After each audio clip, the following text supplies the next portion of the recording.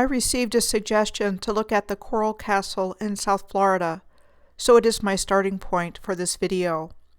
As with all of my research, it has led me to some unexpected places. During the time I have been doing this work, I am never sure of exactly what I am going to find, but I know where to look and what to look for. This process yields very compelling results. My name is Michelle Gibson. This is the story that goes along with the Coral Castle. It is a limestone megalithic structure attributed to the mysterious Ed Leedskalnin, a Latvian immigrant to the United States who claimed to have discovered the secrets of the ancients, and that he single-handedly built it over a 28-year period, starting in 1923, and working alone at night. Not only that, he built it originally in Florida City, the southernmost city in the South Florida metropolitan area. And then, as one version of the legend tells us, he hired a truck driver and moved it to its present location near Homestead, Florida in 1936. However he moved it, he was said to have moved it approximately 10 miles, or 16 kilometers. Keep in mind, the limestone megalithic stones here each weigh several tons. This is the Redlands Coral Castle house, also in Homestead, Florida, said to have been built by an unknown person in 1932. Though sometimes attributed to Ed Leedskalnin, he purportedly did not move his Coral Castle to Homestead until 1936. The interior was said to have been destroyed by Hurricane Andrew in 1992. The property is now the Rancho Grande Castle Rock Farm and Nursery, with the abandoned Coral Castle house used by the ranch for portrait photos. Another one-man project is Bishop Castle in Rye, Colorado, named after Jim Bishop, who was said to have started building it over a 40-year period in 1969.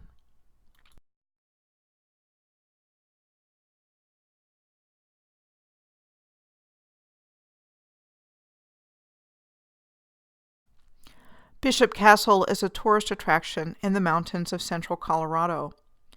The turnoff for it is not far from where this photo of the wet mountains was taken. This is the area around Bishop Castle from Google Earth, and I couldn't help but look into information about the Ophir Creek and its campground, shown here near the Bishop Castle. This picture was taken at the Ophir Creek campground in the San Isabel National Forest.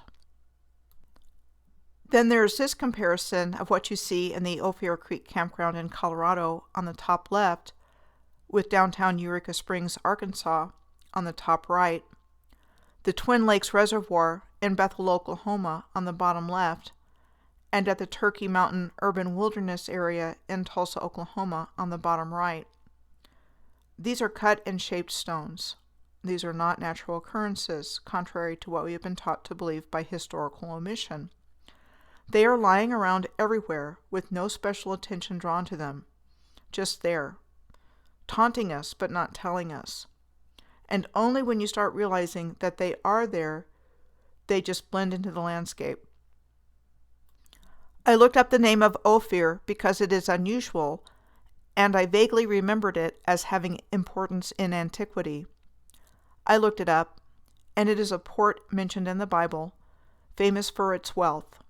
Its location has not been definitively placed, with candidates for the historical location of Ophir including India and South Asia, Africa, the Americas, the Solomon Islands, and the Philippines.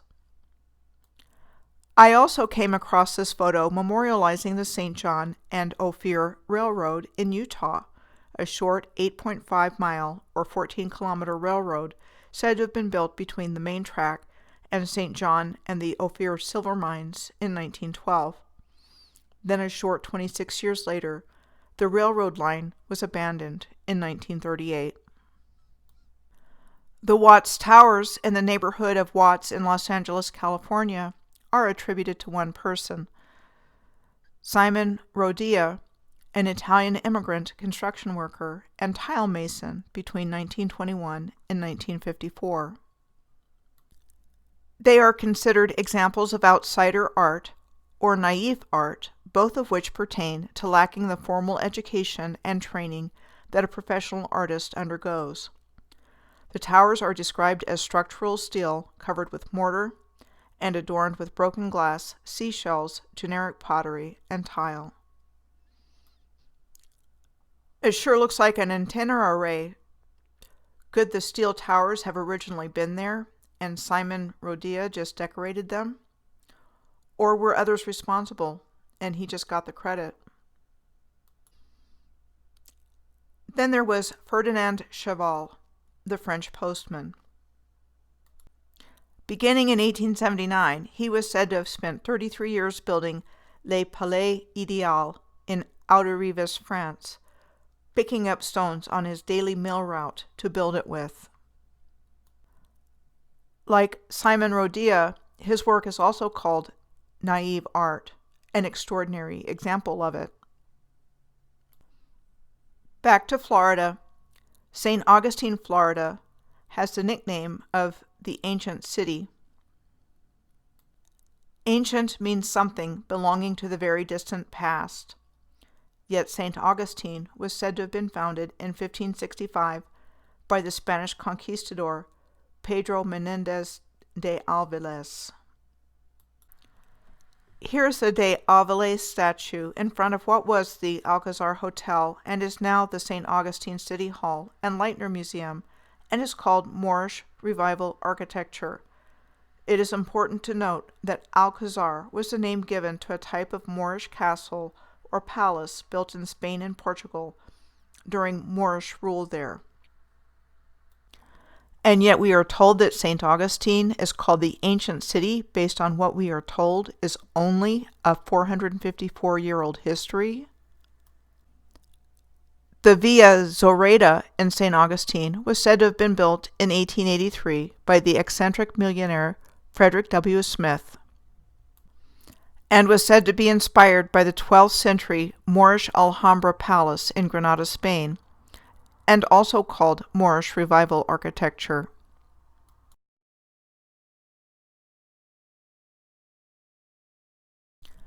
The Castle Warden Hotel in St. Augustine was said to have been built in 1887 as a winter home for William H. Warden of Philadelphia, Pennsylvania, a partner with Henry Flagler and John D. Rockefeller in the Standard Oil Company, and president of the St. Augustine Gas and Electric Light Company, and the financial director of the St. Augustine Improvement Company.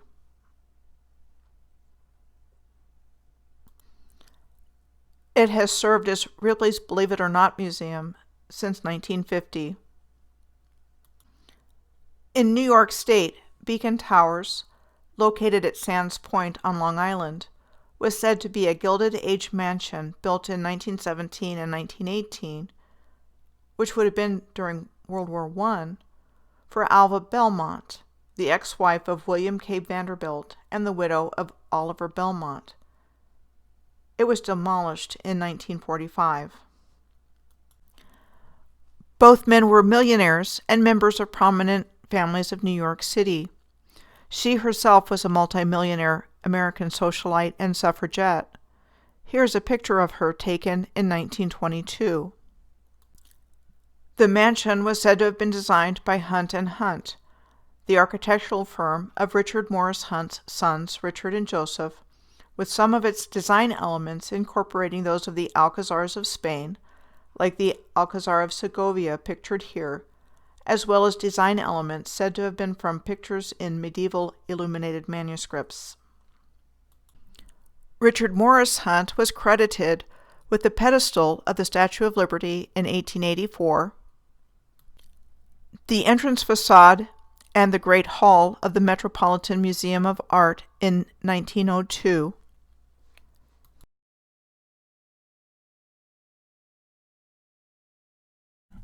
and the Biltmore estate near Asheville, North Carolina. More on this place later in this video. The Hempstead House is still standing though, and it is also located at Sands Point on Long Island. It is also known as the Gould Guggenheim Estate and Sands Point Preserve. It was said to have been started by Howard Gould and finished by Daniel Guggenheim in 1912. We are told that the Hempstead House is patterned after the Kilkenny Castle in Ireland, which has a construction starting date of 1195 and a completion date of 1213. The Oaxaca Castle, which is also known as the Otto Kahn Estate, is located on the north shore of Long Island in the town of Huntingdon. It was said to have been built between 1914 and 1919, also during World War I, as a country home for the investment financier Otto Kahn and his family, and was considered to be the second largest private home in the United States at 109,000 square feet.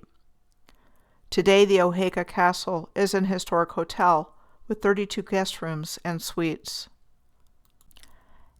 In case you have never heard of him, the fabulously wealthy Otto Kahn was the inspiration for the Mr. Moneybags character of the Monopoly board game. It is interesting how powerful but otherwise unknown people like this get inserted into our collective consciousness in seemingly innocent ways. Otto Kahn was born in Mannheim, Germany in 1867, moved to the United States in 1893, and became a U.S. citizen in 1917. He died in 1934. The Biltmore Estate in Asheville, North Carolina, is the largest private home in the United States at 175,856 square feet. Richard Morris Hunt, the same architect credited with the Statue of Liberty's pedestal and the Metropolitan Museum of Art, receives the credit as the architect for the Biltmore Estate. It was said to have been built for George Washington Vanderbilt II between 1889 and 1895. The Vanderbilt family amassed a huge fortune through steamboats, railroads, and various business enterprises, and the Biltmore Estate in Asheville is still owned by his descendants. Overlook Castle is also in Asheville, and was said to have been built between 1912 and 1914 for Fred Loring Seeley, after his father-in-law, Edwin Wiley Grove, gave him 10 acres, or 4 hectares, on top of Sunset Mountain. It has 2 large windows that offer a panoramic view of Asheville, and Jacobean ceilings. The Jacobean style was named after King James I of England, who is also King James VI of Scotland, of the Royal House of Stuart. Strangely, you can find 2 different portraits of him, one that looks like this, and one that looks like this. I know what I think. Serious historical whitewashing has taken place. Here are more castles and mansions located in very different parts of the United States. Chateau La Roche in Loveland, Ohio, near Cincinnati, said to have been built starting in the 1920s.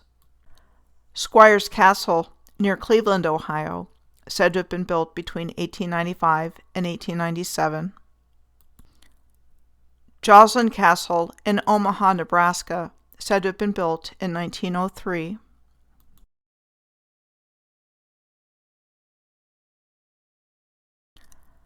Montezuma Castle in Montezuma, near Las Vegas, New Mexico, said to have been built in 1886. Copenhagen Castle on Camelback Mountain in Phoenix, Arizona, said to have been built starting in 1967. Foray Castle in Carraro Heights in Phoenix, Arizona, said to have been built between 1929 and 1931. Canterbury Castle in Portland, Oregon, said to have been built between 1929 and 1931 and demolished in 2009. The Pittock Mansion, also in Portland, said to have been built in 1914. The Hearst Castle in San Simeon, California, said to have been built between 1919 and 1947.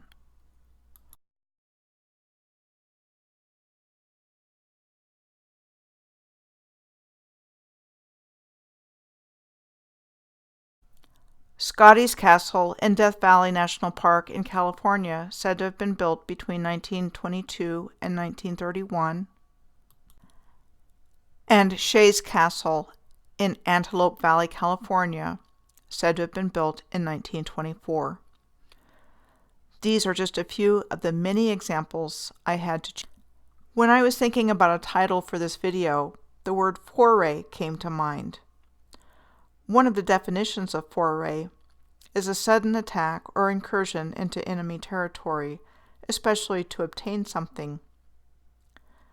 This graphic is said to be of a Viking foray, and actually the Vikings were Moorish too, and not in the way we have been taught. A future video, I think. I read that definition and decided the word was perfect to describe what the subject of this video reveals, and many of the names of who was responsible for the misappropriation and misattribution of the Moorish legacy. Not the only ones, but certainly recognizable and wealthy names. In my next video, I'm going to be looking at the subject of fires and great fires.